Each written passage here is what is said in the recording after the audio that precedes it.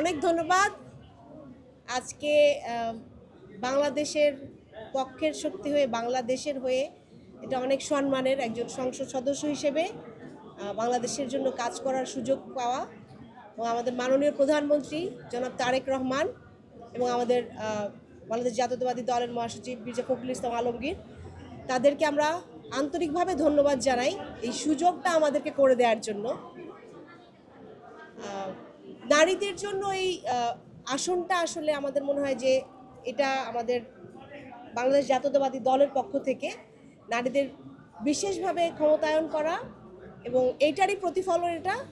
আপনারা বিগত সময় দেখেছেন আমার মায়েরা, আমার বোনরা, আমার সাথে আমার ভাইয়ের সাথে বাকি যারা গুম হয়েছিল তাদের স্ত্রীরা, সন্তানরা কিভাবে আন্দোলন করেছে এবং সেই আন্দোলনের বিগত 15 বছরের ফ্যাসিজমের পরে আমরা যে জুলাই দেখেছি সেখানেও অর্ধেকের বেশি মেয়েরাই ছিল।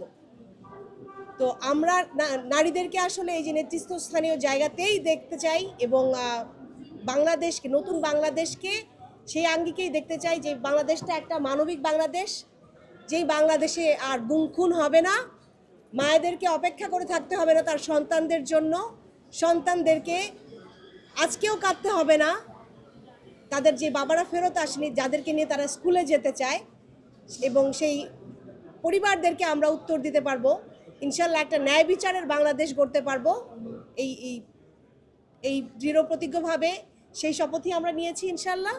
আর বাংলাদেশের হয়ে, বাংলাদেশের পক্ষের শক্তি হয়ে ইনশাল্লাহ কাজ করে যাব সবার জন্য।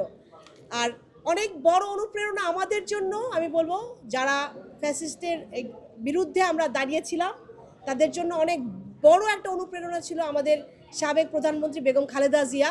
তিনি তখন থেকেই আমাদের পাশে ছিলেন, সাথে ছিলেন এবং শিখিয়েছেন আপোষ না করতে। ধন্যবাদ আপনাদের সবাইকে।